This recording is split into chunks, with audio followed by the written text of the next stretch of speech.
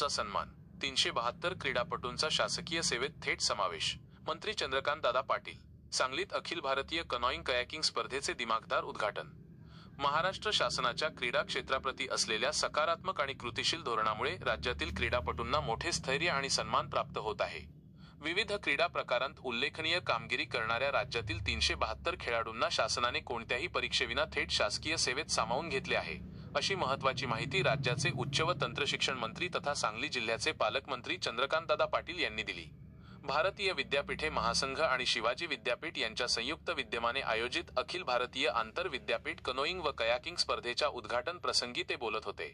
कृष्णा नदीवरील रॉयल बोट क्लब येथे पार पडलेल्या या सोहळ्यात मंत्री पाटील यांनी खेळाडूंसाठी असलेल्या विविध सवलतींचा पुनरुच्चार केला.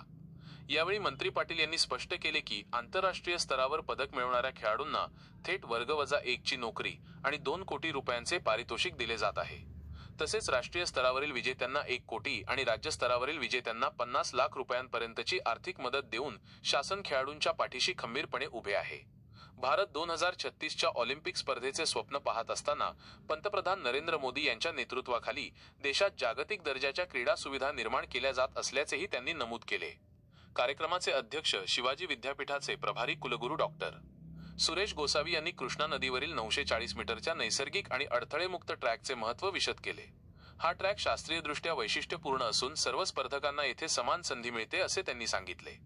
या उद्घाटन प्रसंगी आमदार सुधीर गाडगीळ, माजी आमदार दिनकर पाटील यांच्यासह अनेक मान्यवर उपस्थित होते. प्रारंभी छत्रपती शिवाजी महाराजांच्या प्रतिमेस अभिवादन करून आणि ध्वजारोहण करून स्पर्धेचे दिमाखदार उद्घाटन करण्यात आले.